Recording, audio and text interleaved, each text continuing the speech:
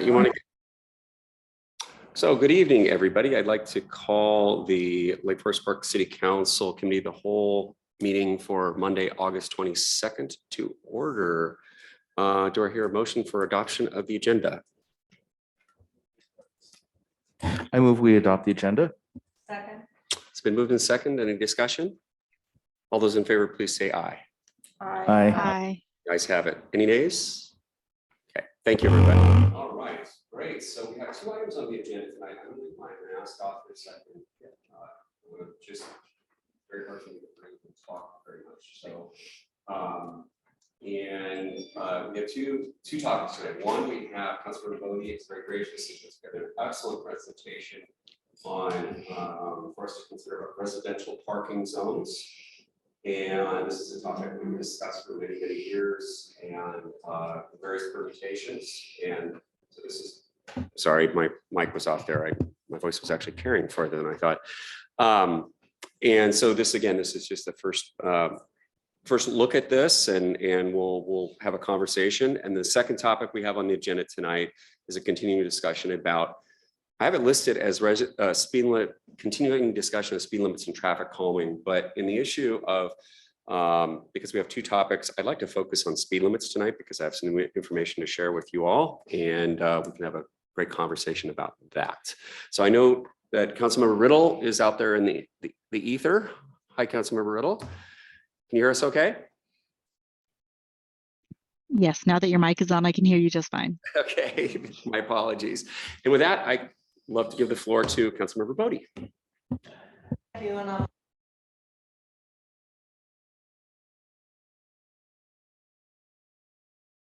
I thought I turned it on, not off. Thank you for the chance, Deputy Mayor, to talk about this concept. This is a proposed process to establish residential parking zones, not an actual establishment. So this is just looking at MRSC and other city ordinances, pulling information together, some concepts for discussion to figure out if there's enough interest in the council to move forward and at least explore this concept. Next slide, Matt. So the whole reason that I really got involved in this is thinking about the Lakefront Park first and hearing from local folks about the parking issues already on that street, and recognizing that with a pretty substantial lakefront property, we would want to figure out what to do to deal with the parking situation. And the other situation I was thinking about is Sound Transit has postponed the parking garage construction till 2044 when last I saw that. And so that is quite a ways off. It is more than 20 years off.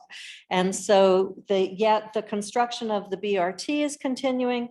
There are going to be fairly large double bus stops at Town Center, at 165th and at 153rd. And so what's going to happen in those neighborhoods? I believe that the neighborhood affected by the Lakefront Park also has had commuter parking issues in the past. So how do we go ahead and do things? Some of you may recall, I think it's been a very long time that they've had residential parking zones, say in Wallingford.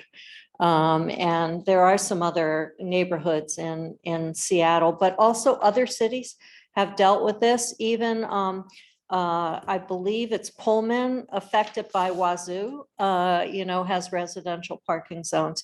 So I started looking at what is a procedure that we could put in place so that if the residents of an area wanted to create a residential parking zone due to the impacts they were experiencing in their neighborhood, do we have a procedure in place? And I checked, and we didn't really have an existing procedure. So the idea is to be prepared for future impacts.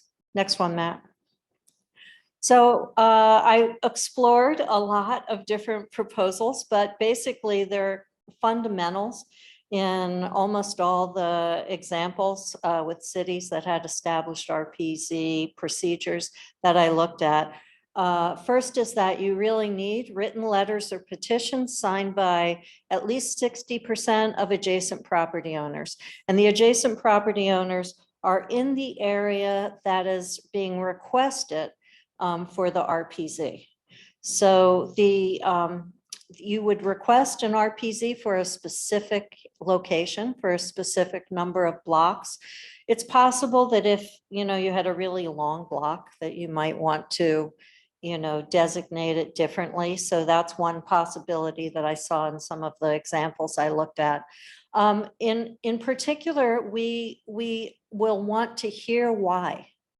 What's the need? And that's important because not only is the city staff going to look at this, but this actually requires action by the council to establish an RPZ. So what is the rationale? What's the need? And what are the proposals? RPZs aren't the same everywhere. An RPZ for bus stop commuter parking might be different on the weekdays, the weekends, time of days, than it would be for, say, the Lakefront Park, where you have a lot of maybe 24/7, not 24/7, but every day of the week potential impacts. So the next question, in addition to the boundary question, is who in our city would accept the applications? Often it is the Public Works Director, but in one example I looked at, it was the City Finance and Budget Director who got the applications, which was curious to me. So who do we want who would the applications go to review them and make an initial recommendation to the council? Again, that process is uniform, but who, the person who would receive it, the who, it varies from city to city. And then the council would review and adopt the RPZ. The council could, first of all, the director, whoever reviews it, could recommend different provisions than the petitioning neighbors did for a number of reasons. It could be for any reason, really. It's just a decision on the recommendation and their rationale. And then that comes to the council, and we can also modify the RPZ proposal and the conditions that would be put in place as part of the city code. Next slide. So here are some examples of the kinds of limitations you could put in place. These are not exclusive, and you could also mix and match. So parking on the street, I think this is unlikely, could be reserved for use by residents, visitors, and their visitors and service vehicles at all times. I doubt that there are very many places that really have such a blanket restriction, but that was actually in a number of codes as one of the options. More likely, parking on the street could be reserved for residents only during certain hours or days and available for anyone to park in an open way at other times, right? So the restrictions would only apply at certain times of day. The next option is just time limits for parking on the street. So 2-hour parking only, you've seen those, except for vehicles owned or used by residents. And then the council or the director, whoever they may be, could temporarily suspend the rules for events, concerts, fairs, fireworks displays. I thought of fireworks because of Sheridan Beach fireworks. So again, I would suggest that there be some notice to the community, right? But it can be set up so that there is that flexibility for events where the public's coming in, and it's really different than the original purpose of the RPZ. Next one. Okay, so how would this work? You would get, if you're a resident or the visitor of a resident, you would have a permit that you would put in the front of your car, in your dashboard or hanging from your windshield, that would allow you to park outside the RPZ limits. If you have a disabled parking permit, of course, you would always be allowed to park. And this is the part that I'm sure our staff is interested in. How would the administration of this work? Usually they are annual permits, and there is a fee set to cover costs. The permit application would be submitted annually to the city using an online form. And as part of that, the residents would explain, provide some proof of residency, whether it's a driver's license, utility bills, and so forth. They could also request visitor permits that would be good for a set period of time. And some places say 7 days. And that in service vehicles and childcare pickups would not have to get a permit, but they would have to, show a sign that that's what they're doing. And they could make up that sign, or the city could have a standard form, but there wouldn't be a fee. That is a procedure. Some places get more heavy in the regulation, but I thought that was the more soft touch approach for service vehicles and childcare facilities that made sense. So every year you would apply, you would say, I'm a resident, here's my proof. I want 2 permits, I want 3 permits for residents in my household. I'd like 2 visitor permits. If you have an exception, like you have a lot of people in your household, you could ask for more. Obviously, we're talking about areas where it's primarily single family residences, but a question would be, well, what if there are multifamily residences in the area? How would that work? I think each living unit would be entitled to a permit application in that case. But we can deal with that again as we go on. Next slide. So obviously you want to have clear signs. So that's one of the costs of administration. You have to have clear posting of the signs. Once posted, there would be like some grace period. So people who are parking when they don't have permits would have some period of time to get their act together. 15 days, that may not be sufficient, right? But some period of time when there would only be warnings. And then these are numbers that I looked at the range of possible numbers, and these are not the lowest numbers, but they're close to the lowest numbers I saw for penalties. $75 initially per day of violation, $125 per day for a second violation within the year, and then $150 for a third or succeeding. And then there are questions on staffing, funding, and frequency of enforcement. The chief has asked me, would this be a code violation or a law violation? That's a question that we should grapple with. I'm assuming that we would have startup enforcement, and then we would move to something that wasn't as frequent just to ensure compliance over time, or maybe there would be complaints from residents that would trigger more enforcement. Would we have our police doing enforcement, or would we actually have a service doing the enforcement for us, which some cities do? So there are some significant questions that we have to interact with our staff, hear from our staff, and think about. I think a lot of these permits, applications are around $100 or so for a year's residential parking permit. But the other issue I see with that is we probably need to have some exceptions for people who couldn't afford that, who are on limited income or, living on retirement income. So I will finish up shortly and then open it up to a full range of questions.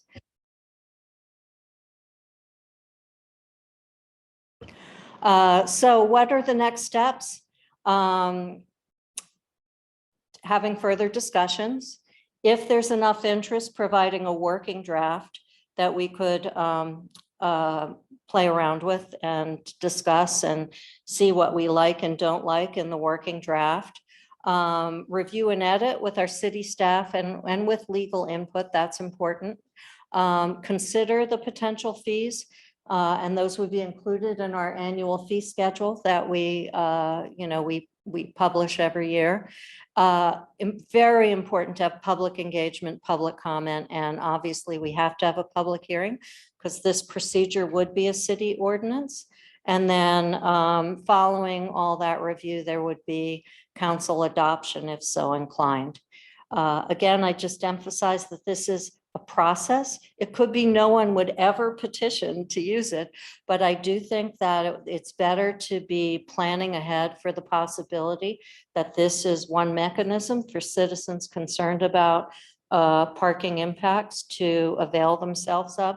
They still have to get 60% at least of their neighbors together to agree to this. So there is some public kind of safety net in there by virtue of the consensus that's required. It's nice. I was thinking about the lakefront property. If someone says, well, what about the parking? It's very nice to be able to point to an adopted procedure that we have rather than be trying to figure out what it would be at the time, or putting the whole burden on the council to establish parking limitations without the petition process that the community would engage in here. The council always has that authority, I would just say, to establish parking zones. So we don't need petitions, but I do think for our city, this approach is a better way to go than, just a decision from the council. So with that, I'll open it up. Colleagues, comments, questions for Councilmember Bodie? Yes, Mr. Lebo. Thank you. I appreciate you bringing this forward, Councilmember Brody. I think it's Bodie, it's a good thing to be prepared, because I think it's inevitable that we will have comments from our community about parking. And having a process in place, I think, is really valuable to address that rather than to do it at the last minute. I think, though, that we need to have, and that's part of the process going forward, is how do we decide whether or not we want to actually implement it? Is it just based upon community request? Or is there some other mechanism that we should take into account? And I put it in the context that we want to be fair, and we have an infrastructure that's open to the public, and that's our public streets. And most of our neighborhood streets, not in all areas, but in many areas where we do have sidewalks, there are areas that would accommodate street parking. And I would hate to see this used as a way to prevent people from parking on the street because you view this as your property as opposed to a public infrastructure that's available for all. And I can appreciate why people park in neighborhoods to ride public transportation. And so there is a certain equity issue that needs to be considered, and that is that we do allow opportunities for people to take public transportation and avail themselves of our public infrastructure, such as our streets, and wouldn't want a situation where a neighborhood just wants to exclude people from their neighborhood by means of a RPZ. I do think that that's a very good comment. And so to some extent that goes to the rationale, need, and observations about what the parking situation is. As someone who can't park in my garage because it's full of things, I can see it both ways. So, but I do think that's an issue that we should add to the list of issues to grapple with. How do we make sure that it's genuine, related to a congestion need and not just this is my parking space in front of my house? I completely agree with that. Councilmember Goldman. Yeah, thanks for bringing this up. It's an interesting idea, and I agree with the BRT coming online and the park. There will likely be more pressures on parking. Just a few thoughts I had jotted down for us to think about if we're moving forward with this. Is there a risk of spillover that all of a sudden these two streets are zoned, and so everyone just shifts over to street number 3? Another one, thinking about climate change and green incentives, might we want to actually incentivize people who don't need street parking? That is, either they have a driveway or a garage, or they don't have a car. And so might there be some sort of financial reward, like a rebate, if they don't actually need to utilize street parking? And then one other one is there a procedure for removing the designation? And I was thinking something similar where you get 60% of people who say, well, we don't think this needs to be a residential parking zone anymore. Can they petition to revoke the status and revert it back to just a standard street? But overall, I think it's a really interesting idea. So yeah, thanks for putting this presentation together. Sorry, just excellent comments, I think. I think we'll try to put a list together of issues and make sure that those get included with the meeting minutes or are part of our next conversation. We'll review the issues and comments that came forward. So great comments too. I think Councilmember Furtani was next. Thank you, Deputy Mayor. And thanks to Councilmember Bodie for a great presentation. And it's a interesting idea. And I want to build off of what Councilmember Lebo was saying, which is that it doesn't really solve the parking problem at the Lakefront Park, for instance, right? Because, you know, the RPC designation is meant to allow people who live in that area essentially the right to park near where they live. And so we still have this issue of where are we going to put the 30, 40 cars that want to actually use the park.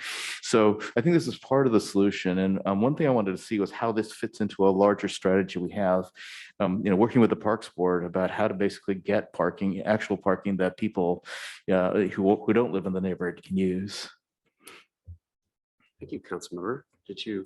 Yes, and I would just say, absolutely, I agree. It's only a partial solution, and that's going to be a big challenge, is to figure out how to accommodate the parking for the Lakefront Park. You know, we have some spaces here at City Hall for Lion Creek Park, but that's a little park with, limited, though it can appear busy at times, it still has limited attendance compared to what a waterfront park might. So it is, I think we might even get some lessons from Kenmore because of their parking for the new Log Boom Park expansion. They might have some observations to share with us, but very good points. Vice Chair Cassiver, excuse me. Thank you very much. And thank you so much for putting this together and doing the research for us. And I wonder in your research, could you tell us a little bit about what kinds of provisions you saw in some of these other cities? I'm particularly interested in the kinds of provisions around bus stops, at transit areas. Were the provisions preventing people from parking during the business day, or were they preventing people from parking during the evenings and the weekends and allowing the parking during the business day? To me, that is a really important question. Yes, it was hard to get down to the specifics. So some were just institutional impacts, like the impact of Wazoo on your neighborhood, in which case they wanted to limit the time of the parking. I think it's the same in Olympia with the Capitol. Unless you pay to park, you can only park for a certain amount of time on the street because, maybe that only applies when the state legislature's in session. I don't know. So those are one example, but in the commuter parking example, I think they were primarily tailored to the old sense of commuter parking, right?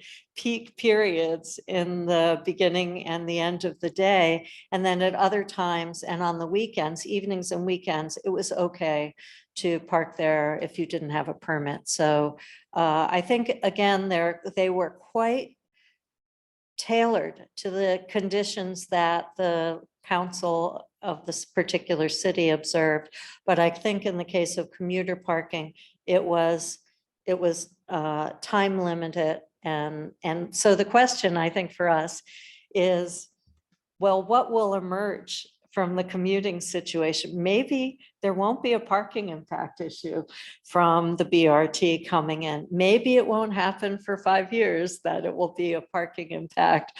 What are those times of day that are going to be the congested times when you come home to your house and you can't find a parking space, that kind of thing. So I imagine that those would be limited in the case of commuter parking issues. The park is a different matter. Right, thank you. I totally appreciate that. And I'm very much struck by Councilmember Lebo's earlier comments about the fact that the streets are public infrastructure and that allowing commuters to utilize the public infrastructure to be able to take public transit is in fact a logical and rational thing to do. But taking into account, what the needs of the neighborhood, it's like, so what are the needs? Are the needs of the neighborhood to be able to leave their cars there during the day? Or are the needs of the neighborhood to be able to come home at a certain time and be able to find a space, or their kids to be coming home from school and be able to find a space? So, how does all that balance out? So I think I very much appreciate the fact that this is a process, because I suspect there will be differences in different neighborhoods for different reasons. But I will just say right here and now, if this happens while I'm still on the council, that I am persuaded that we have to take into account the fact that all of us pay for public infrastructure and all of us have the right to use it. It's not private to any particular household or neighborhood. It's public. So we will have to balance that. And I just want to sort of put my stake in the ground on that one. Councilmember Riddle. Thank you. Councilmember Bodie, this is a wonderful topic, and thank you for the presentation. I know Councilmember Goldman and I were kind of talking about the similar types of concerns, and to see the research you've done has been phenomenal.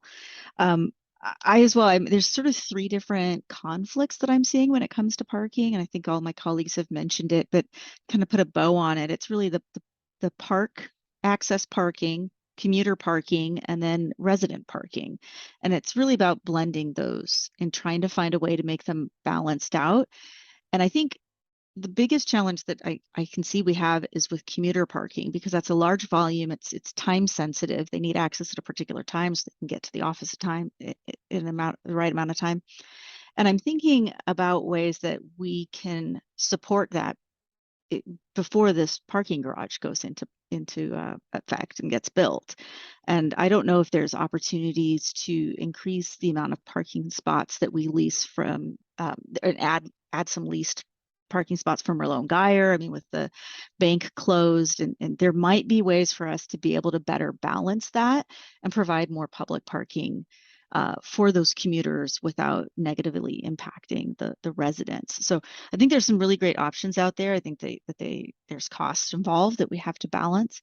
But I really appreciate the presentation. I look forward to seeing this develop. Yes, just a couple of comments. First of all, in response to Councilmember Cassover's comments, it seems to me that one of the questions we can explore is the rationale and the need. Are there things we want to add there? And that addresses Councilmember Lebo's a little bit. We don't want to just have it be, well, there's been 3 cars parking here every day, and we don't, we'd rather not have see those 3 cars every day. And then I think similarly, it is a balancing. I don't know how far the commuter parking issue is going to go, because I do sometimes think that our residents can, if they want to have commuter parking, can go to Mount Lake Terrace parking garage, 185th parking garage, 145th parking garage. So I don't actually know that we know for sure that there will be a heavy enough impact that the neighbors and the residents would raise some concerns. Also with the fact that people aren't going into the office at the same frequency. And, I just heard this weekend that though Amazon would like people to come, from an Amazon manager, that though Amazon would like people to come into the office more, they are backing off because they don't want to lose people. So very interesting that way. So I've added those to our list, which is we have the larger issue of where is the parking for the lakefront park, and where is the parking? Can we increase parking at town center even without a parking garage in some way? And make Sound Transit pay for it? Did you have a follow-up? I did. I think one of the concerns with parking at those other parking garages is if you got to Montlake Terrace, you're now in a second zone and it costs more. So understanding that that county line there has a cost impact on our residents if they have to go that direction. And then understanding that like the 145th parking is designed to be less than the need that exists, and that's an intentional design because they want people to bus in from their location. So the system is designed such to encourage a 2-seat, commute. You bus to the light rail, you light rail in. Obviously, not everyone can do that.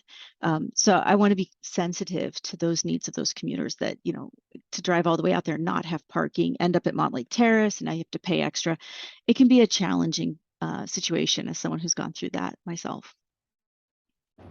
Absolutely. I didn't mean to say that we weren't going to have any issues, only that it's hard to know exactly what we're going to see down the road when the BRT is constructed. I'm just going to chime in here. Did everybody get a chance to speak? Didn't they? Thematically, I mean, there's the great conversation. Thank you very much for bringing this to us, Lori. And I'd like to echo the sentiments of our colleagues about this is procedurally, it's great for us to be thinking ahead. There's a lot of other things that this dovetails nicely with. We're thinking about cut through traffic and speed limits and traffic calming and things like that. We don't know what the impacts are going to be from Sound Transit. We don't know what the impacts are going to be from the BRT versus the light rail stations coming online. And I think that there's the questions that I've heard tonight thematically. We've got, based on a community request, or could there be another method? We've got procedure for removal potentially. Would it be a petition, or would it be some way for it to be ad hoc? Or decision administratively, if you will, doesn't necessarily solve the lakefront problem, parking problem. I think it also brings up the question of what you had said, Philippa, that the neighborhoods are so different that there could be some real challenges in trying to figure out what is the right approach there. And I think it does when you think about the variety of neighborhoods we have around here too. I think the petition method kind of does make a lot of sense, because the neighbors are going to say, this is what our concerns are. And then the council and the administration will have the chance to weigh in on whether those are valid concerns or not. And so, and I wholeheartedly agree with you, Philip, about the question of, the public access to infrastructure. I mean, they're neighborhood streets. And I think it's very important for us to be very sensitive to that, because there are some people that do need to drive to certain places that other people might not need to drive to. And on point, it occurred to me too, that it would be really great to think about making sure that we don't preclude some of our bicycle commuters, because, and maybe in that permit process, if there is one by neighborhood, that because I've talked to several people who have come down and did sort of hide and ride on their bikes down here. And they've done it in various neighborhoods, Sheridan Beach, in our neighborhood, and up the hill here as well. As a matter of fact, we had one gentleman from Kenmore who would drive down, and he actually knocked on a bunch of doors in my neighborhood and said, is it okay if I park here? And so I can ride to the UW. And he's an assistant professor there. And I thought that was absolutely wonderful and respectful and everything else. And everyone's like, yeah, more power to you. You're making us feel bad that we're not riding our bikes, to work. So just a thought, because we talked about with the parking garage, having some dedicated, Councilmember Risha had spoken very passionately about making sure we had dedicated spots for people to drive to the parking garage and then ride from there. And lots of questions about what is actually going to happen with Sound Transit, both on the BRT and on the station side. But I really love the idea for this and other things of putting procedures into place so that we can be agile and be responsive to the concerns of the community. So thank you so much for bringing this together and for us. Colleagues, other questions for Councilmember Bodie? Mr. Lebo. Thank you. Just a couple comments. There was one about funding from agencies. And so one consideration is that there are potentials for what you call last mile grants or mechanisms to reduce or impacts or in fact generate additional ridership. So that's something that might be considered as to whether or not those are available from different agencies. On-street parking does have an advantage. While it can reduce site distances, it does have the other advantage, which is it tends to slow traffic. It is a speed limit calming device because people then have to jockey for passing or limited sight distances, which has its own benefits, but also concerns, particularly when you have small children in the neighborhood. You're less likely to be able to see the children. The other is that, and this goes back to a need rather than a desire. If there's some sort of criteria for establishing it, and it's not just 60% of the neighbors want it. And that criteria might be, do you do surveys at 6 o'clock at night to see how many cars there really are in the street? To see if there is in fact a need for it as opposed to just a desire for it. So, but I applaud you for considering it and trying to get out ahead of the issue, because again, we don't know whether it's going to be an issue, but it's nice to be prepared if it is.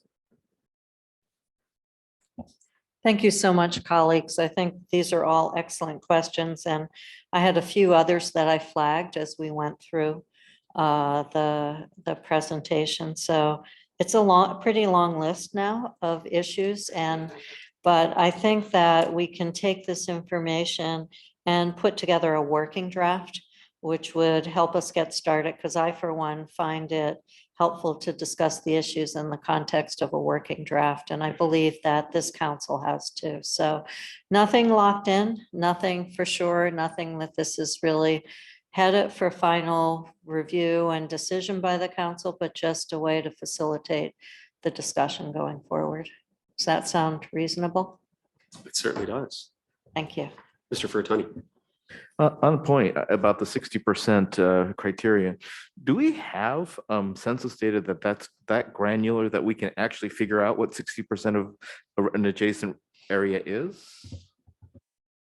I think that we could find out 60% of the properties that front on the proposed RPZ.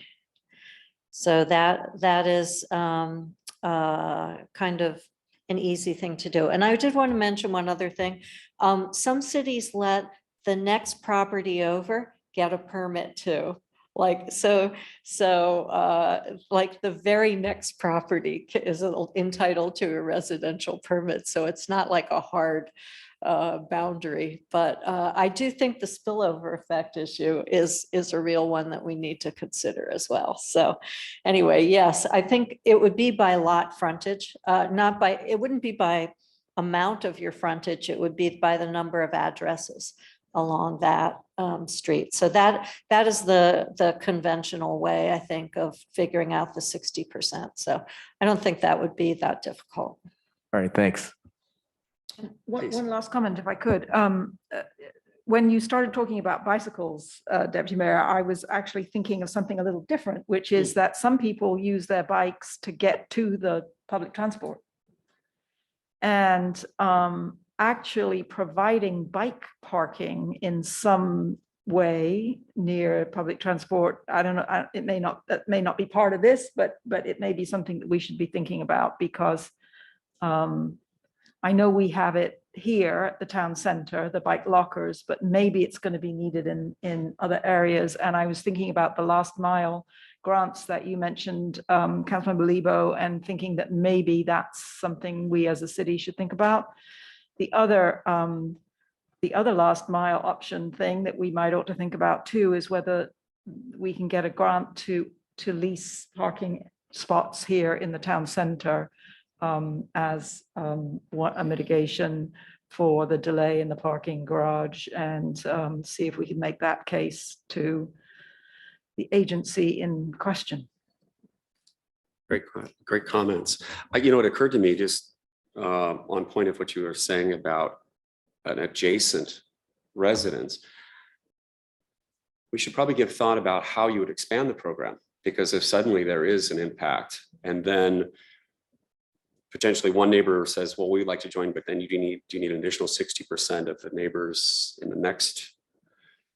What is the denomination, if you will, there? And maybe it's one of those things, if it's contiguous, if the neighbor next door says, I'd like to join in now because I'm seeing the impact. And then the next neighbor says, I don't know what that looks like, but it's something certainly seems like it should be less onerous going down the line if the community, the neighborhood chooses to join in at a later point. It's a good question. I didn't really come across that in my research, but I can dive a little deeper, or we can make something up, we can create a procedure that we like. So I don't mean make something up, but we can create a procedure for that situation. But I did not come across that in my research. Thank you. Colleagues, any other thoughts or questions? Yeah, you bet.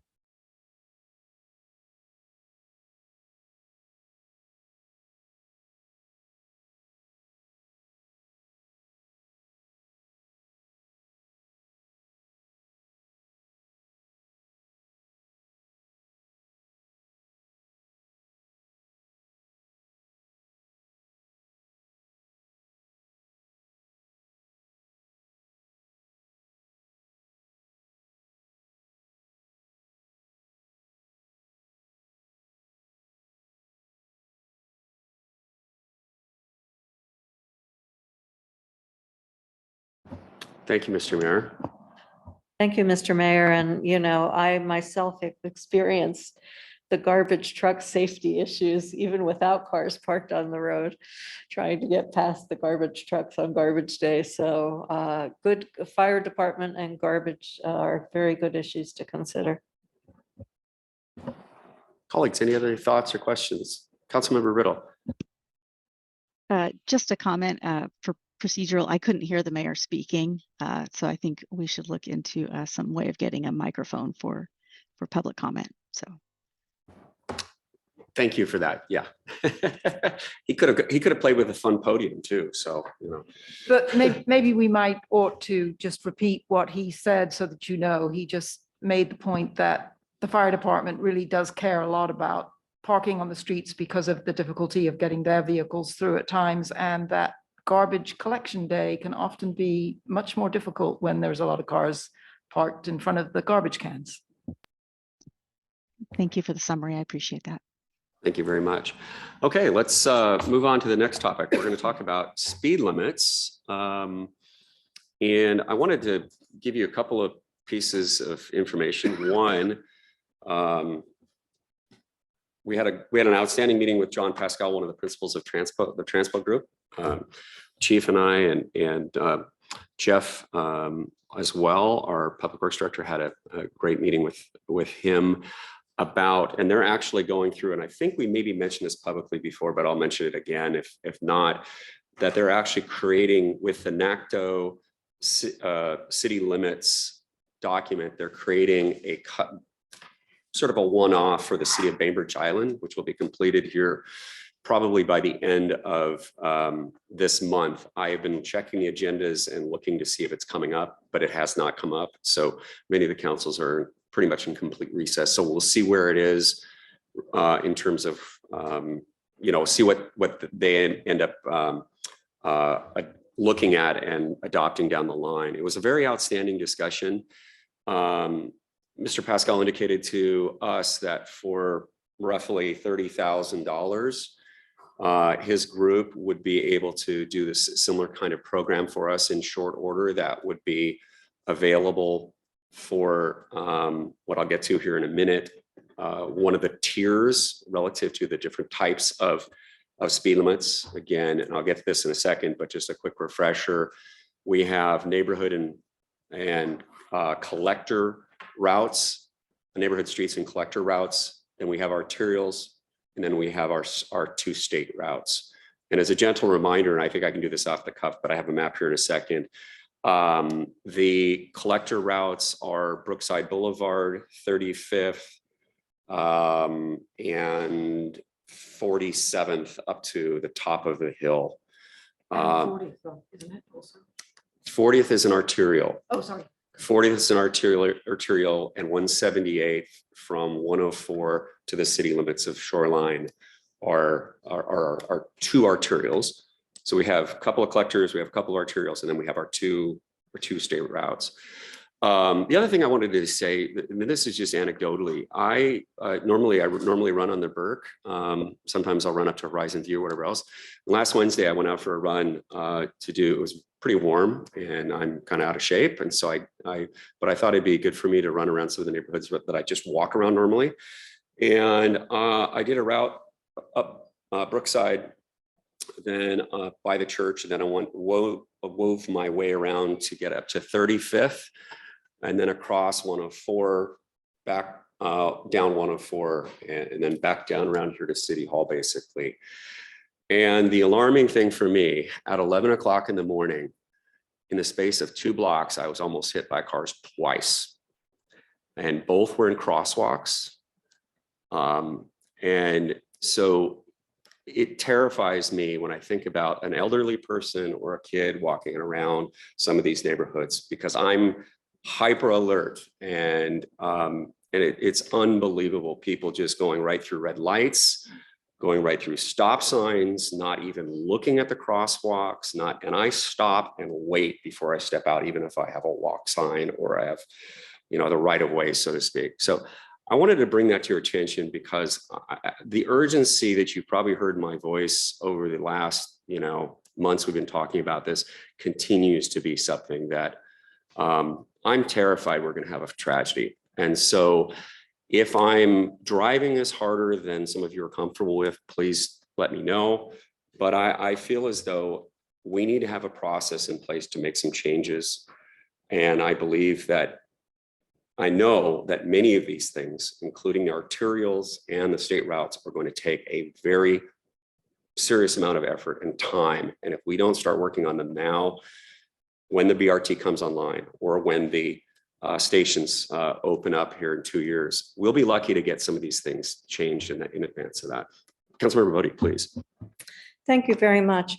At the conclusion of our previous discussion, I thought we had a lot of gelling around a number of concepts, and perhaps I'm jumping the gun, but one was doing a broad-based approach to downzone the speed limit on our neighborhood streets with the rationale that's associated with that. And then the second thing was to consider the NACTO approach for our other collector streets, I believe they're called, or arterials, whatever. And then the last was to consider how to work with DOT on Bothell Way, recognizing that Ballinger would be a more complicated situation. So I don't want us to lose the fact that I thought we kind of gelled around those 3 baskets of possibilities.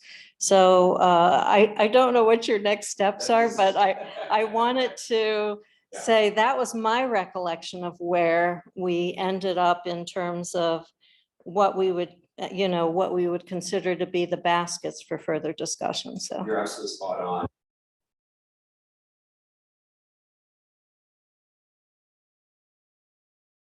Sorry, my apologies. Make sure that everybody can hear me. Matt, could you hit the next slide? Oh, there we go. So just a quick reminder, the NACTO city limits that we're referring to, just for everyone's edification, if they're joining us virtually, it's a 3-method approach to speed limit setting that provides an alternative to percentile-based speed limit setting. And to your point, Councilmember Bodie, these are some of the buckets. They're a little bit different in terms of NACTO specifically, but setting a default speed limit on many streets at once, such as 25 miles an hour on all major streets and 20 miles an hour on minor streets. I think I haven't heard any dissent on that, that kind of consideration. Designating slow zones in sensitive areas, that gets a little bit more challenging in terms of implementation time-wise. So I'm trying to find the low-hanging fruit on some of these things. And then setting corridor speed limits on high priority major streets using a safe speed study, which uses conflict density and activity level to set context appropriate speed limits. So that would be for the arterials as well as the state routes. Next slide, please, Matt. Again, here's the 3 tiers of roadways: residential and collector streets, arterials, and state highways. And in my mind, if you look at the 3 of these, really the low-hanging fruit, as we discussed before, is the residential and collector streets. It's not going to be an insignificant amount of money to modify the speed limit signs. Director Perigo has reached out and received an inventory of all of our signage in the city of Lake Forest Park. So we're one step ahead there. We don't have to hire somebody to go out and physically inventory the signs, since we work through King County for the procurement of our signs, and have. And previous to the annexations, of course, the signs came from the county as well. Moving on, Matt. Again, here's the list of streets. So if you look at the purple there, those 3 are our collectors. You've got Brookside, you've got, it's 175th to 47th up to the top of the hill, and then you've got 35th to the city limits out to the odd stop there by Mount Lake Terrace.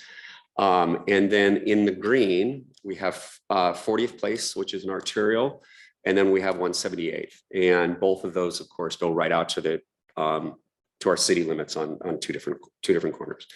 Could we move along, please? I'm trying to think of different ways to say next slide, because it sounds so boring, doesn't it? I'll just say banana next time and you can move the slide, okay? So next steps for residential streets and collectors. Adoption of a speed limit setting methodology like NACTO city limits for setting speed limits as required under the RCW that was just modified by the Senate bill and went into effect July 1st. There's a bunch of changes there. Again, considering setting a default speed limits on many streets at once, designating slow zones in sensitive areas. Then we adopted by ordinance and we implement. And prior to adoption by ordinance, we're going to have look at the fiscal impacts and what it would take to actually do that. Banana. Thank you, sir. Next steps on 522. This is one that is a longer term kind of consideration, but I think it's essential for us to get this moving, because as many of you know, the designs from Sound Transit are going to be impacted by what the speed limits are, and they need to know. So I think if this body if its will is to move forward with lowering the speed limits on 522, we need to give Sound Transit a heads up and say, we're talking about 35 miles an hour. We can have that conversation in a second about this specific number, but we'd have to conduct an engineering and safe speed study, which would utilize the methodologies that we would partially be adopting, some of the methodologies that would be from the modified, I would say, or pretty close to whole cloth adopted city limits potentially. It would be with a target of 35. And under the state statutes, I think I mentioned this before, I know I mentioned this before, we can actually set a speed limit based upon vehicle type. And I was thinking about this and I thought more and more, maybe we should really consider having a 30-mile-an-hour speed limit for trucks over 10,000 gross vehicle weight, just because they take a tremendously long distance to stop. And even at 30 miles an hour, it takes them hundreds of feet to stop. Again, informing Sound Transit of our intent, then we have to request the approval by the Secretary of Transportation. That is a very long process. There's just no two ways about it. We went through that in 2013. I believe we started the process in 2011, and it was finally, the request was granted in 2013, and then implement the speed limit there. Moving on. So similarly, 104 would be pretty similar to 522, and the characteristics there, as Councilmember Bodie indicated, it is more complicated. I have been walking up and down 104. I've run up and down 104 since the last time we had this conversation as a body. I have ridden a bike down 104 on the shoulder, on the coming down from Shoreline. By the way, there is a very nasty grate on the side of the road. You have to be very careful. And I don't think there's really any way for us to consider this corridor. It's either going to have to be 30 miles an hour for the whole corridor, or it's going to have to be 25 miles an hour for the entire corridor. My concern about having it 30 miles an hour is, one, remember that until 1991-ish, it was 25 miles an hour for all of from 35th all the way to 522, all the way through the windy part past the school. When they moved the school bus zone off of, well, they deliberately moved it off so they could raise the speed limit, which was the thinking at the time in WashDOT, move more cars faster. Now the thinking has changed.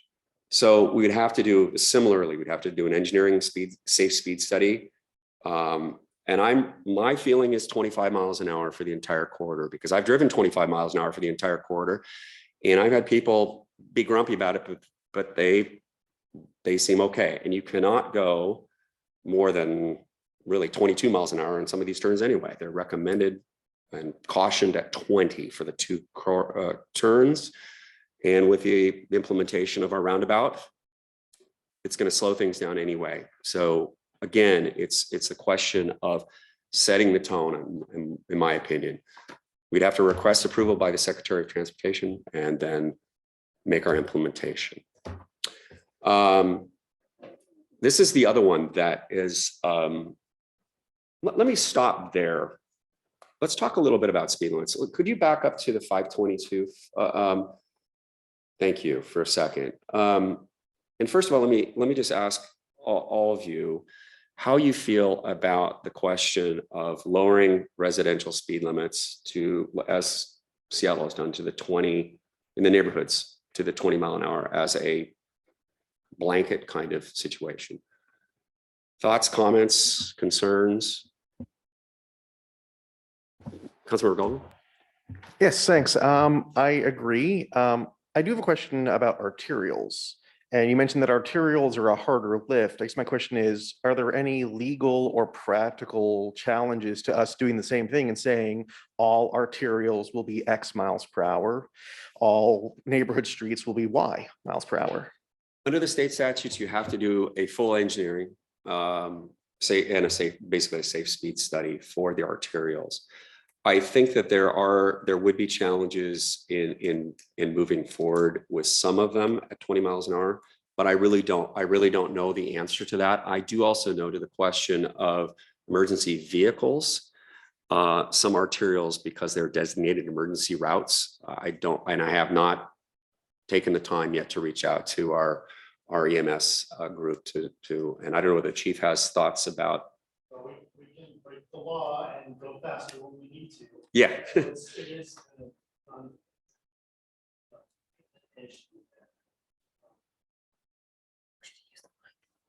Oh, thank you for Councilmember Riddle's edification. The chief said that. Oh, Your question was, what would emergency vehicles do? When they're in an emergency status, they can go faster than the speed limit. So the law allows that to happen. So it is whatever speed is appropriate for that emergency vehicle. thank you, chief. Councilmember Goldman, did you have other? To the extent possible, I mean, I like Seattle's approach of major roads 25, minor roads 20. And to the extent that we could emulate that to say arterials 25, neighborhood 20, I would be in favor of that approach unless there are specific challenges with requiring a speed study. But to the extent possible, I like that approach. Thank you very much. And so again, if you think about the three tiers, the residential and neighborhood streets and the collectors, if we have adopted a methodology such as city limits, we do not have to do a speed study to make that change. For an arterial, we do. So that's the difference, and that's what sets the tiers apart effectively. Because the routes, again, the designation of the routes, they're approved by the state transportation, Department of Transportation, and they have the big. I have a map here on let's see, where is it? I've got it right here. What's it called? Functional class. I couldn't think of the nomenclature. It's a functional class map. Matt, could you go to the slide number 4, please? So this is something that the city has had to get approval from the State Department of Transportation to have these specific classes and routes. And my understanding as a layperson, I'm trying to become a little bit more than a layperson on this, is that the reason for this is coordination of emergency access, continuous routes, so there's not discontinuous kinds of dead ending of access for emergency vehicles, as well as there are routes that are designated for freight. For 522 has a designation, I forget what it's called, but it's basically a principle, something to do with freight, which they kind of foisted on us a number of decades ago. And so that basically allows the big trunk companies to do multiple runs on there with yes, they do. So, Mr. Goldman. Sorry, I just want to clarify something. So I'm looking at the label, and 522 and 104 are called arterials on this map. When I use the word arterials, I did not mean the state highways. I mean things like 178th or Perkins Way. Yeah, it's interesting.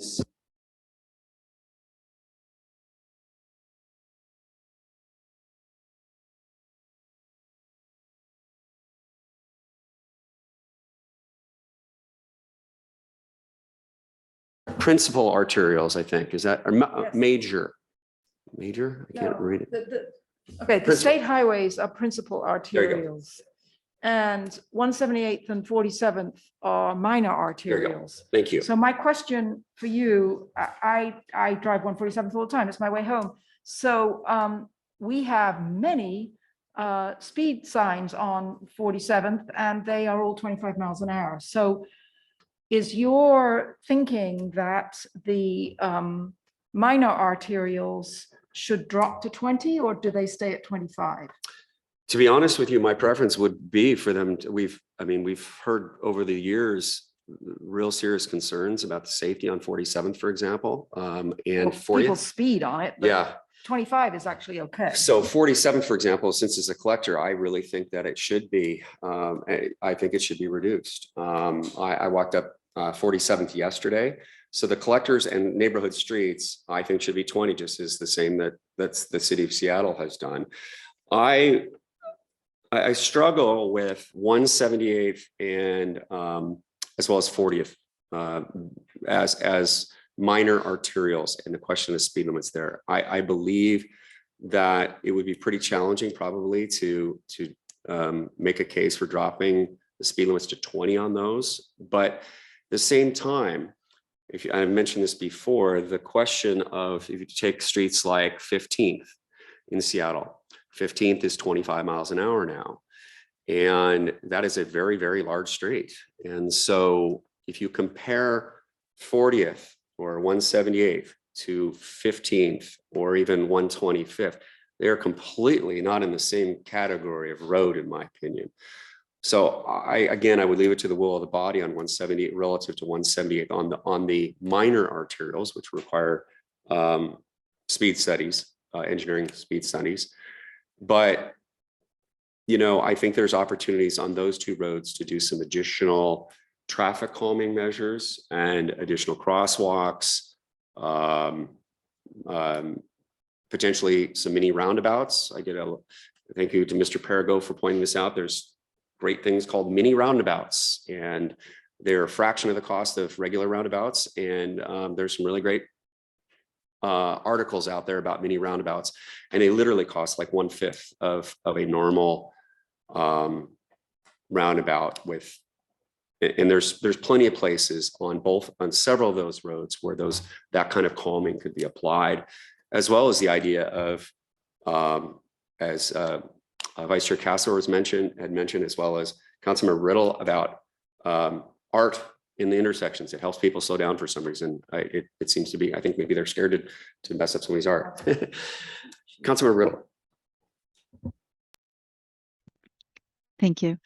I have a question that hasn't, well, a concern maybe that hasn't been addressed yet, and that's working with Metro and the other bus systems, specifically around schedules. I think the one thing I've noticed taking my daughter to summer camps down in Seattle is the buses are, I don't think that their schedules have been revamped for the different speed limits successfully. And I find that the buses are I hate to out anybody, but the buses seem to be exceeding the speed limits, more than likely to maintain their schedule. So I think that's an additional piece to this conversation, is aligning the change perhaps at the same time that, Metro updates their bus routes and their bus schedules. So that's just a thought, especially if we're going to do something on the highways or 40th. I think 40th is a 30 mile per hour. So bringing that down to 25 could change their scheduling. And then the second piece is really kind of understanding how the best way to get people to slow down is to design a street that really encourages people to go that lower speed limit. But you can't do that on a street that has a higher speed limit already implemented. So the first step is to lower the speed limit. And then you can start doing those things that we've talked about, adding street parking, adding street trees and things of that nature that will encourage people to go slower. But you can't do that until we've gone and reduced those speed limits, especially for the larger, higher speed streets. So I'm behind kind of more of that whole city approach and looking at bringing that 25/20 into alignment, and then continuing in the long run for 104 and 522. It's a longer conversation, more involved, but I think it would be the best way to be successful within our community. But those were my two thoughts: is aligning with the bus service as best as possible, and being thoughtful about designing streets to support these lower speed limits. Kind of think of the overlay program where we're adding some pedestrian pieces to them, as Councilmember Lebo has asked us to look into. I think it's great that we are thinking about that, but we want to make sure that that doesn't suddenly take us out of compliance with the speed that the road is designed for, that we bring those speed limits down first. Thank you, Councilmember. Councilmember Bodie. Thank you very much. I support moving ahead with designating the neighborhood streets with lower default speed limits. And I actually think we should consider if there's a way to do that on a fast track, since I think we, assuming that we all are in agreement on that. I think that's what I've heard. Second, I would like to comment on 522, just because I live so close to 522. I really would like to personally work on that and advocate that we move that faster than 104. I'd like to push for 35 and 30 in the business district area, including where the Civic Club and the Waterfront Park is. I'd like to actually start by 165th, because there's a lot of crossing back and forth there to get to Burke Gilman or the Beach Club at Sheridan Beach. So I'd like us to consider 35, but 30 during that zone. That parallels what you see in Lake City Way. So from my point of view, we are just trying to continue that pattern up to the Kenmore City line. So I'd like to, I volunteer to work on that and to move that forward, because I do think that the normal traffic is 50 miles an hour. And if you go 40, you're tailgated, I would just say. So it is kind of a situation that calls for remediation. So just my two major comments. That isn't to say that I don't support some of the other things, but those are things I wanted to highlight. Thank you, Councilmember. I think that I completely agree with you regarding the business zone. I was trying to figure out how to delineate that, so to speak. Do you start it before 165th? Where do you stop it at Ballinger? How do you do that? And as you may recall, in my conversation with Mayor Herbig a number of months ago, he and I had that conversation about, does it make sense to have a 35 basically standard from Bothell all the way through Seattle, and then have a 30 mile an hour zone in principal key areas, recognizing Seattle has a 25 mile an hour zone right there, just north of 125th, very specifically because of horrible tragedies there. And so 25 would be a big sell. I think we'd be unsuccessful with WashDOT, but I completely agree with you. And I think as well, if we had a combination of because of the new RCWs and the allowance for us to use speed cameras, I think that there's a possibility to have that 35 to 30 to 35, and again, coordinating with the city of Kenmore to encourage them to do a similar kind of methodology, because their approach in building out their community over very many decades is lake access and getting people across 522. And with their building of the 100 unit housing complex there on their present public works site, I think it's very logical for them to try to slow things down there as well. I just don't want to wait for them if Agreed. there's an advantage to moving forward. Councilmember Lebo. Thank you. I am supportive of reducing the speed limit, and I just wonder if we're being too cautious. The state law, I mean, the safe speed study is intended really to increase speed if you have more than a citywide speed limit. So I wonder if we're not being too conservative and just say, we think that the citywide speed limit is 25 miles an hour. And that really the safe street study is intended to raise it above 25 miles an hour, not to lower it from 30 to 25. I mean, you go all over Seattle and Greenwood and 15th, they are 25. And so for us to think of 40th as somehow being more than 25 miles an hour just strikes me as the state law says we have to have a process to identify what we think of this, to develop the speed limits. The process may be, we have a public hearing and we believe that a citywide speed limit should be 25 miles an hour and 20 miles in our residential neighborhood.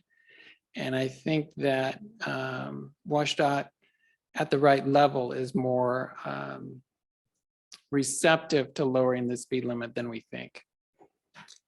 And so I'm reticent that we're not really going in with both feet. That we just say, we'll have a public hearing, it's 25 miles an hour, it's 20 miles in the residential. And we go and say to the WashDOT, we think that we don't want a freeway through Lake Forest Park. And we think at 40 miles an hour, we have a freeway. And that we don't need a safe street studies, we need to lower speed limits. Because one of the problems with those studies, it's designed for mobility of vehicles. It's not designed for mobility or a quality of life. When you think about the noise, the pollution, the impacts, and it looks at things like how many people are bicycling and walking down the streets. And I can tell you, they aren't bicycling and walking down our streets because, as you said, Too dangerous. it's too dangerous. And so it's a self-fulfilling reason to have higher speed limits, when in fact, the data suggests that the quality of life is important. And that means we should have 25 miles an hour and 20 miles an hour. I'm just think we should just go in with both feet. We just shouldn't put our toe in the water. Public hearing and let's change the speed limits. I don't understand why we have 30 miles an hour or 35 miles an hour in Lake Forest Park. Well, thank you for that. A couple of thoughts. Having run the NACTO city limits by our legal team, that is Kim's team has said it's defensible if we use very specific aspects or that as whole cloth. The state statutes do require us to do this work for the arterials and for the highway. That is a requirement and we can't get around that. John Pascal, the principal at Transpo Group, reiterated that in our conversation 2 weeks ago, I guess it was. So, but I applaud your thinking, John, and I'd rather jump in with both feet and go for what we really believe is necessary to preserve the character of our community. And then if we don't, we push very hard and we'll see where it goes. I mean, Councilmember Furtone. Oh, Councilmember Riddle. I have to look over my shoulder here. Me first? Okay. I was just wondering, taking into consideration lowering, especially 522, if that reduces lane size, which would positively impact the new layout of the highway with the bus rapid transit bus lanes, in the sense that we would be having a smaller overall profile. We would be impacting the communities both on the left and right of the road less. We could be saving Sound Transit some money. I think that perhaps this is an opportunity to encourage them to come into alignment with our vision, in the sense that they would have to technically build less and perhaps need to purchase less property on either side in order to get it to work. So I think now it would be a good time to push forward with them in that conversation while they're still in the design phase. Excuse me, I was looking over at Director Perigo because we actually touched on this. Jeff, would you mind? I did speak with Sound Transit at one of our biweekly meetings, and I'd thrown that out to them, and they're going to touch base with their design folks. The initial thought was that it was not going to change the design much at all, and not really save any funding on that. Thank you. I too, Councilmember Riddle, would have thought that potentially there were some differences, in terms of design, but I think that it's certainly important for us to ensure that they're well aware of what our intentions are and which direction we're going, so that we don't step on any toes there and keep our relationship as tentative as it sometimes is, at least in a positive direction. I'm curious, was that for 35 as a target or 30 that they did not see a benefit? If you can weigh in. I'd asked for 35 to see if that would be, again, feasible for them. And again, they will be looking into it and see if there's any meaningful benefits from that. I'm just curious if 30 gives a real benefit, maybe 35 doesn't. Just a thought. Sure. Thank you, Councilmember. Councilmember Furtani. Thank you, Deputy Mayor. And yeah, thanks everybody for the, all this interesting perspective. Just a few comments. I love basically extending the slow zone, as it were, to 165th, because of course 165th is allegedly part of the Burke-Gilman interurban connector for bicycles. So yes, I agree with there's a lot of traffic there. Also, the mini roundabouts, they're wonderful also for emergency vehicles, because unlike with regular roundabouts, you can go over them, right? Okay. And then finally, just playing a little bit of a contrarian here. I think every single email we've gotten on speed limits, at least, I've seen on the council email, and basically alluding to Councilmember Cassover's comment, is that we have these speed limits in place in a lot of places, and it's enforcement more than basically lowering speed limits.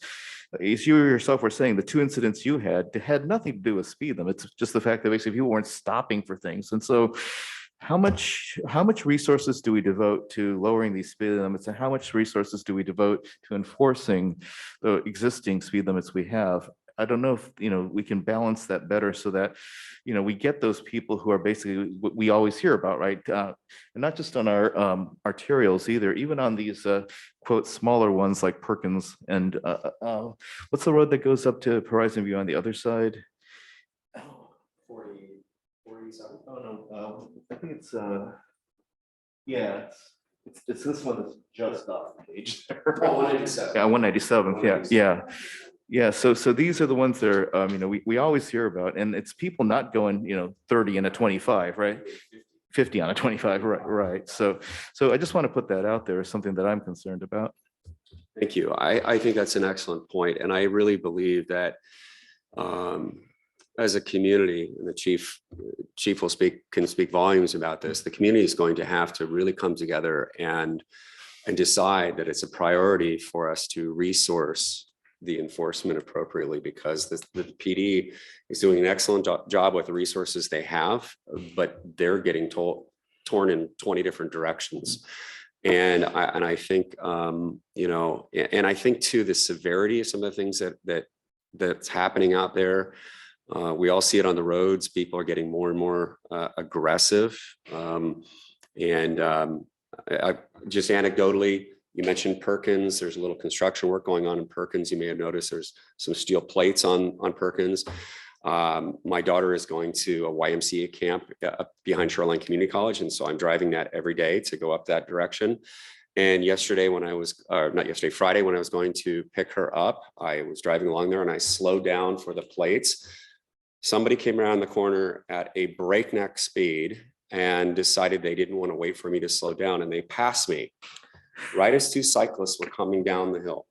The two cyclists had to split, one off on the shoulder and one between my car and the person that was roaring up the hill. It was literally an instantaneous decision by the cyclists, and they're alive because they were able to thread the needle. But that kind of behavior is something we're just, as a community, we're going to have to step up and resource additional support for the police. And that's a really important conversation for us to have. I believe very strongly that the first step, and the data shows this, and it's a little hard to wrap your brain around it, but I've mentioned this before, not only Seattle, but a variety of other cities, just by reducing speed limits, because rational people like ourselves are driving the speed limit or lower, it has an impact, sort of a cumulative effect there. You're never going to stop the crazies from doing like what this person did yesterday. But at the same time, if maybe people are slowing down and the PD isn't having to respond to, they're responding to fewer accidents, for example, or things like that, maybe then they can have a little bit of resource time to take on these, really bad actors, if you will. We're going to run out of time here real quick. Please, Councilmember. Yes, thank you. I just want to weigh in on my perspective here. I too am very much interested in lowering the neighborhood speed limits and doing that as not doing all of this at once, because each section of this is going to take a different amount of time. So I think it makes total sense as a first step to lower the neighborhood speed limits to 20. And I agree that working on State Route 522 sooner rather than later makes sense, and that doing it in concert with Kenmore, if at all possible, would be fabulous. What I think just would make our case stronger. I'm a little bit confused about the conversation that Councilmember Lebo and you, Vice Chair, Deputy Mayor, have had about what we can do, how we interact with the state agency to make these things happen. Councilmember Lebo, am I understanding you to say that if we as a community were to make our statement that this is what we believe, that the state agency then has to respond to us, as opposed to us going and requesting that they do work so that we can do what we want to do?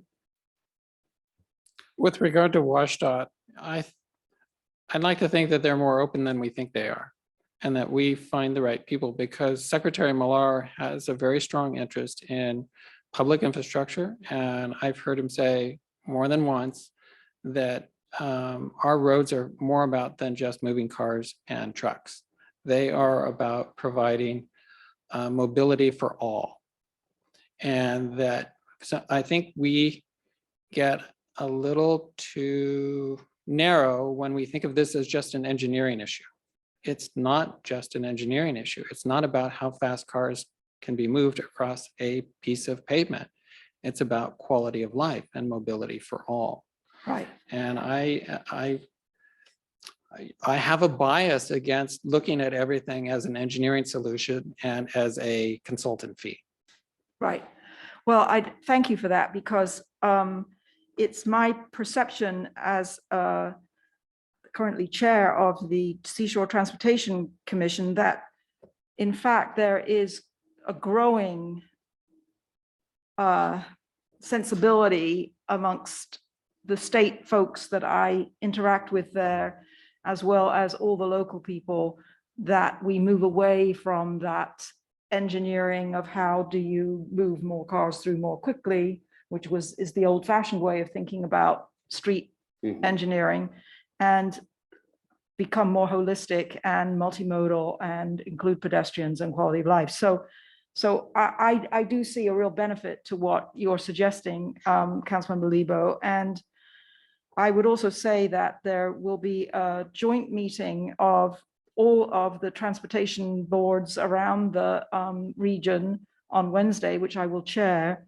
And our total focus in that meeting is safety. It starts at noon. And so anybody who wants to join and listen to that is welcome to do so. And I myself, part of what we're going to do is to sort of have a roundtable about what is happening in various areas around the region.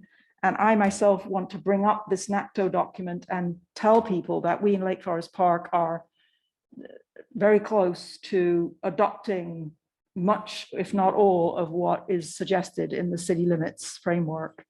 And just really push that conversation along a little bit. And I do think that this is another one of those policy areas where collaboration across jurisdictions is a powerful way to move policy forward. So I intend to do my best to make that happen. And I just wanted to let you know that.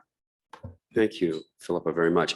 And to John's comment, thank you, John. I do appreciate your thoughts very much about getting away from the engineering side. I'm actually looking at, I'm looking at it more from the legal side and just reading the RCWs. And I think your comment is really supporting of the idea of we need to have a dialogue with WashDOT and say, this is what we want to do. Do we really need to do this? Because it's a waste of public funds, right? And time and resources. And hopefully we all have the same goal. I know Mr. Pascal from Transpo Group had very positive things to say about the Secretary of Transportation, as well as apparently the new state engineer is apparently a fabulous person as well. So I think we've got some real opportunities there. I want to be sensitive to time here. So I think what I'm going to do is I will just table some of my other comments and information that I wanted to share with you about traffic cameras. I will tease you with this a little bit. I mentioned this before. Under the new RCWs, there's an additional latitude because of the recent Senate bill that passed on July 1st. Mr. Pascal mentioned this as well, that now there's the opportunity to put speed enforcement cameras in hospital zones, park zones, and school zones. His interpretation is, and we'd have to check this out very specifically with our legal team to make sure it's defensible. His interpretation is, now keep in mind, school walk zone is something that is actually filed by the school district with the state. A school zone is actually a 1 mile radius. I know this very well because my wife is a principal. A 1 mile radius around the school is a school zone. If you look at a map of Lake Forest Park and you take the concentric circles around, you're talking about literally a couple of corners to the south and the north and west. So being very judicious about that application, there's some real opportunities there. And the question about 197, for example, Mr. Furtani, there's a park that connects right down to 197th in one of the worst areas, speeding places that we've seen. And personally, I believe, and I mentioned this to the chief, put a speed camera there and replace the radar signs. And if the problem doesn't go away, it's certainly going to help. Similarly, and Mr. Goldman was involved in an email thread about this, they also allow speed cameras that I would call at-large speed cameras. That's just my terminology. You may quote me, but don't use it in any kind of official capacity. I'm calling them at-large speed cameras, and they're based upon population. So there's a base for, if you have 10,000 residents, you get one speed camera that you can place in a location with some specific, there are three scenarios, and we can talk about those later. And over 10,000 residents, you can place an additional speed camera, given certain kinds of things. There is a requirement under the state statute. The legislature was very specific about this, and I reviewed some of the video when they put this into place. Big concern about equity and disproportionate enforcement and when those at large, if you will, speed cameras are placed, it is a statutory requirement to do an equity study to ensure that it's not just proportionately affecting one group or another. And I think that is completely appropriate and very necessary. So I wanted to mention that to you, because if you think about additional applications of speed cameras, 522 I don't think, even though it's in a school zone, under the state law, I don't think it's very defensible to say that we're going to put cameras on 522 for speed enforcement for that purpose. But Wait, why? I mean, the legal definition is there, but I think that there'd be a major backlash. I'm So if I think about where in the city the risks are the greatest for pedestrian and bicycle safety, I have to agree with Councilmember Bodie that around the 165th Mhm. down towards Brookside, and even then beyond 165th towards 145th, sure. those are really dangerous areas. And it seems to me that actually speed cameras that really are both, how do I want to put this, as a deterrence to egregious speeding seems to me to be the right answer. But I don't understand why you think they would be indefensible. That's all I'm saying. Well, I think I appreciate your thought there, Councilman Wright. The way I look at it is, if we have other opportunities, I mean, in terms of putting speed cameras in for a more specific reason, for example, as I mentioned, an at-large speed camera as opposed to a school zone speed camera, I think that there's a potential too, and I would defer to the experts on this, that there may be sort of a bit of a saturation effect of, well, everything, the whole city is a school zone, or again, I leave it to the experts, but your point is very well taken. I'm in a full agreement with you. I think there's a really difficult, not only here, but you think about 104 and the various places on 104 where there's tremendous difficulty for people to get around or to cross. Changing out the radar camera that your speed is coming down Ballinger Way and putting an actual speed enforcement camera there. It's in actually a school walk route. So that's defensible. Now keep in mind that if it's in a school walk route, we don't have to share the revenue with the state. If it is one of the cameras that is in a school zone, the broader picture, the 1 mile radius of the schools, or a hospital zone, or a park zone, we share 50% of the net revenue. So after all the expenses, and we paid for the cameras, all that goes into a very specific fund for public safety improvements at the state level. Mr. Goldman. Yeah, so personally, when it comes to cameras, I don't think we should be prioritizing where the money goes, whether it's to us or to the state or both. We should be focused on safety. And so I would like to hear, perhaps at a future meeting, from the chief about where do he and his officers see the most safety issues, the most, pedestrian, bicyclist, car, bad things happening. And for those that happen to be near a school or near a park, then we can call those a school or a park camera. And for those that aren't, if we could choose the biggest two and call those are at large. But I'd like to hear from data from the police department. Where are we having the most trouble? Yes, I completely agree with you. Councilmember Bodie, please. Just briefly, it seems to me that we should think about this also. When I think of 178th, not the school zone per se, but the cut through traffic. So I do want us to think about this in light of where we see the pattern of cut through traffic too, because that encourages speeding, the cut through paths. And I do think that 178th past Brookside gets, it's not windy like Perkins.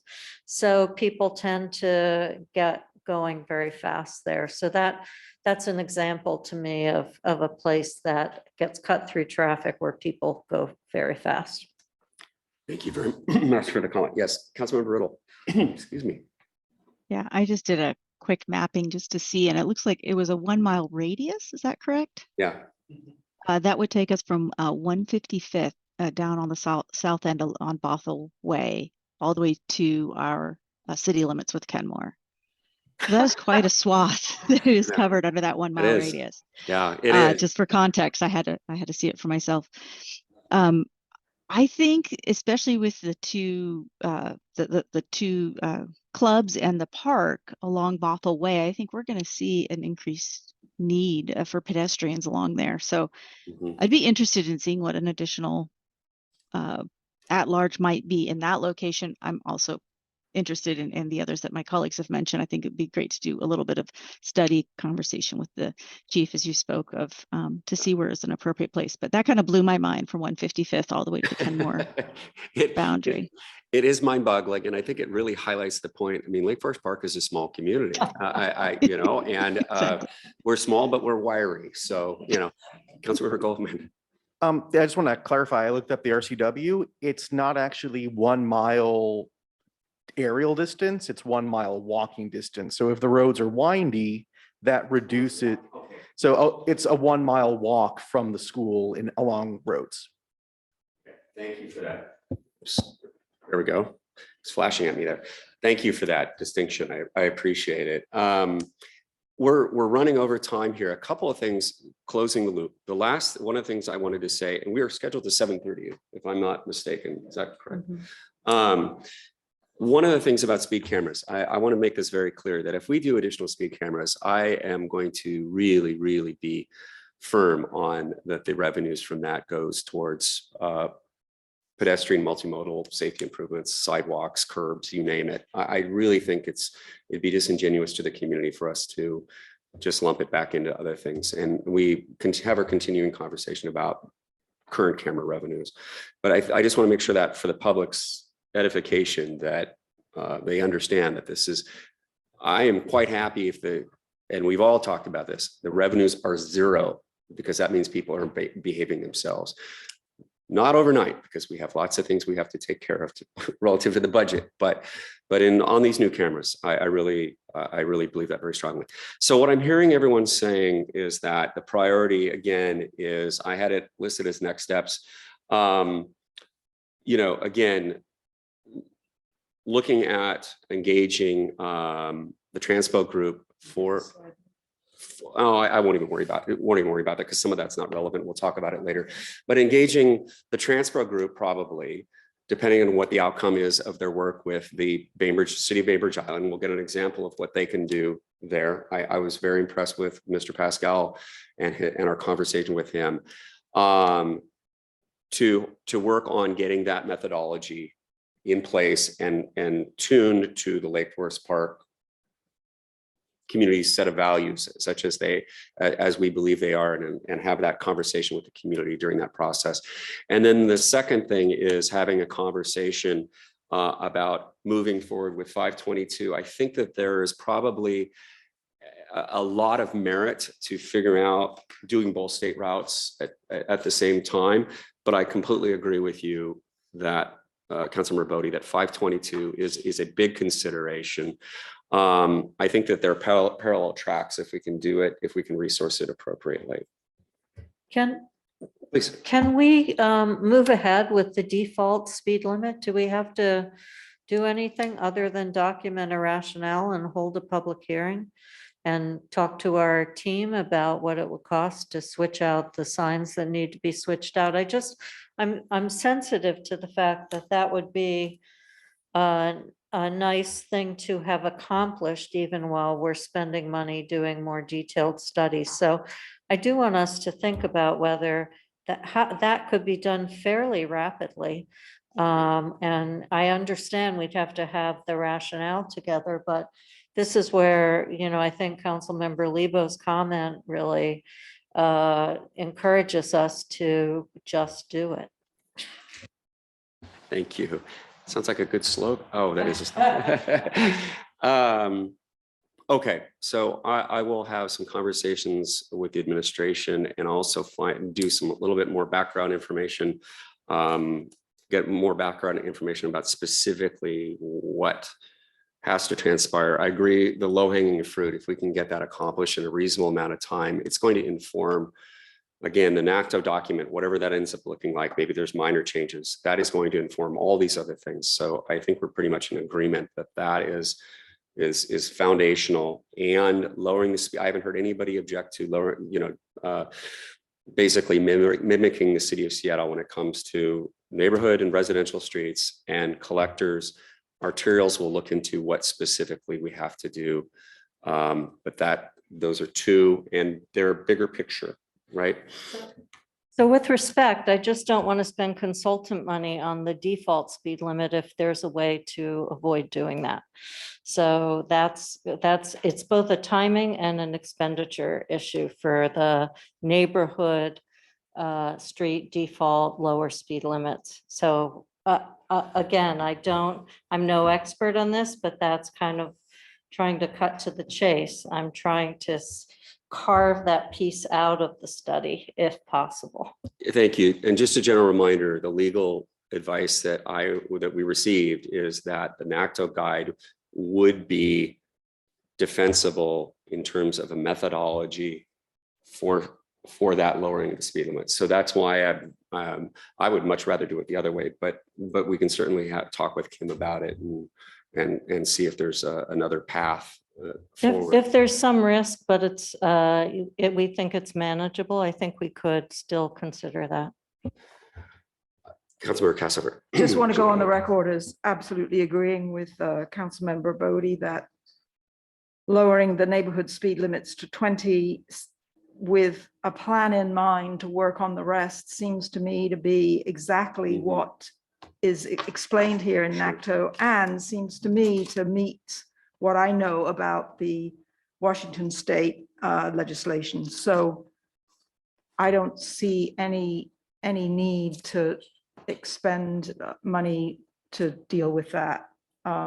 Let's save it for the more difficult pieces of doing the engineering studies on the state highways. So just on point, you're saying that this would satisfy the methodology requirement in whole cloth? Seems to me to do so. We're not disagreeing there. It's just that we have to, do we want it to be adopted as it is, or do we want to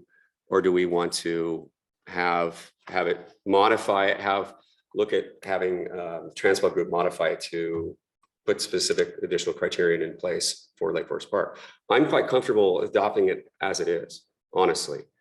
And I agree wholeheartedly about not spending the consultant money. And maybe one of the ways we could approach this is see what the city of Bainbridge Island does, and if we need to tweak it a little bit based upon what they said. Why spend money to change the name? Why not spend effort to write an ordinance, whereas City of Lake Forest Park, adopts NATCO as a methodology for determining speed limits, and therefore determines that the speed limit in Lake Forest Park should be 25 miles an hour, including arterials. Mr. Goldman. I agree. I think what we can do ourselves without needing a consultant, we should. And looking at the map, Okay. My understanding is anything that's not colored, we can change, and anything that's purple, we can change. You bet. And so going with NACTO, if you want to say if it's purple, it's 25. If it's not colored, it's 20. And it seems to me that that sort of approach could be done without needing a consultant. It's just figuring out how much staff time we would need to actually change over the signs. But that seems to me something that we could do as a council. Excellent point. Thank you. And to add on to Councilmember Goldman's point, one of the things is Bainbridge Island is a mixture of very rural areas with Great. some dense urban pockets, and so we're not that. So we would need a consultant if we had like a weird mixture of a bunch of different kinds of usage, but we really don't. And so I'm really in favor of not spending the consultant money too. Wonderful. I love this. I really do. Okay, well, done and done. I will ensure that we draft a. Thank you. I couldn't see her. Thank you. I was just gonna say, I agree with at least delaying the consultant. I think that if we adopted NATCO as it is for those simpler pieces, and we find out later down the line that we need to make tweaks to it in order to accommodate what we'd like to do on the arterial, I mean, we still have the opportunity to make those adjustments later. And I think it meets our need to do the 20 mph across all of the uncolored and purple streets. I think it satisfies what I would expect we would need to support that. So we can always come back later and do adjustments when we're talking about arterials, if we need to.